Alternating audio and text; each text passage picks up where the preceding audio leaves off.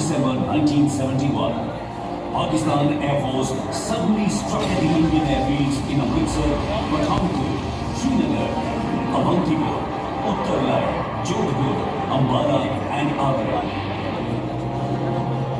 Besides shelling on the Indian ground positions. This was the first time that all the three wings of the Indian Armed Forces joined this decisive war.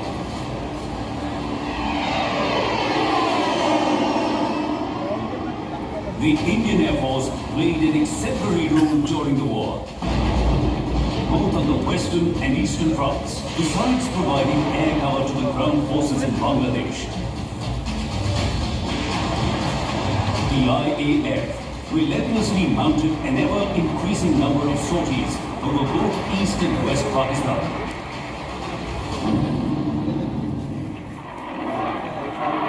By the time war was nearing its end, IAF was flying 500 sorties per day, the highest number of air attacks since the Second World War.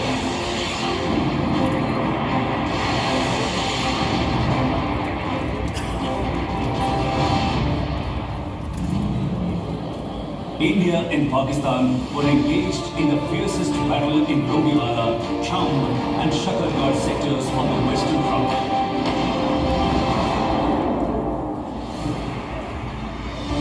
On the Eastern Front, the army moved in rapidly as towns after towns were captured. Thanks to our war heroes, on the Eastern Front as well, India could score a convincing victory despite the fiercest battle in Bhaduria.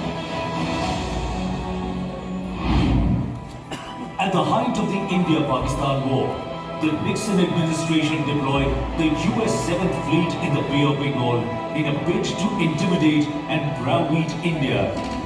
But Indira Gandhi remained unfazed.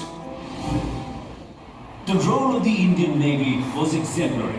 On December the 4th, it launched a massive attack on Karachi, codenamed Operation Trident.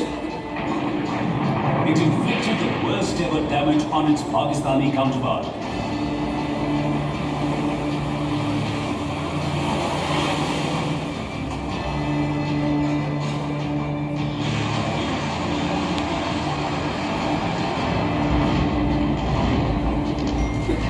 Setting ablaze Karachi harbour by targeting its fuel storage tanks, besides severely damaging and sinking Pakistani vessels.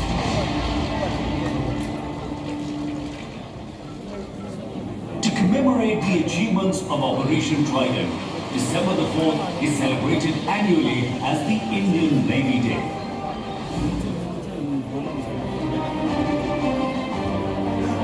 The Navy earned accolades for sinking Pakistan naval submarine PNS Ghazi, with 90 men aboard during the war, which is regarded as one of the high points of India's first ever emphatic military victory. Defence Minister Jagjeevan Ram's all-out efforts ensured constant and continuous supply of arms, ammunition and food supplies on the battlefront. Indeed, the clear vision and the resolute conduct of Indira Gandhi and the self-confidence of the Bangladeshis paid off. When Mukti Bahini and the Indian Armed Forces, which formed an allied command, went on to defeat Pakistan.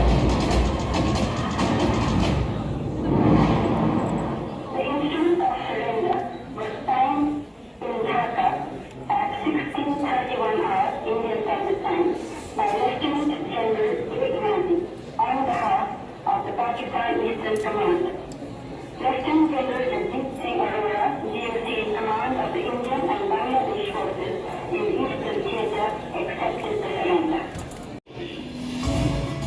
The victory established India's emergence as a regional power.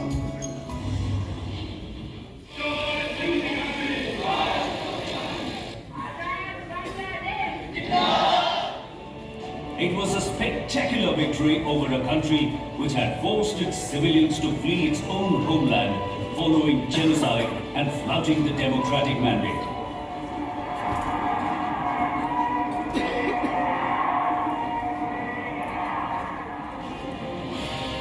Among the war heroes, 513 were decorated with Veer Chakras and 77 were awarded Mahavir Chakras. The 4 Mahavir Chakra awardees were Lance Naik Albert Hecker, Flying Officer Nirmaljeet Singh Sehgal, Major Hoshiar Singh, and Second Lieutenant. She ensured that the USSR was with India. She traveled tirelessly to Western capitals. She sensitized the entire world community to the cause of the people of Bangladesh with personal meetings, interviews, appeals, and how can we ever forget the manner in which she stood up with the greatest fortitude to the crass insensitivity and crude bullying of the then President of the United States and some of his advisors, and did India proud. Those were tension-filled days, weeks and months, but she remained supremely composed and confident, drawing upon immense reserve of inner strength.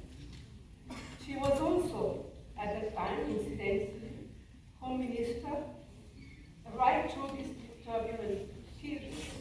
Her cabinet had a distinguished galaxy of stalwarts, like Jagjivan Ram, Defense Minister, Sardar Swaran Singh, Minister for Foreign Affairs, Y.V. Chavan, and so many others. So today we celebrate a magnificent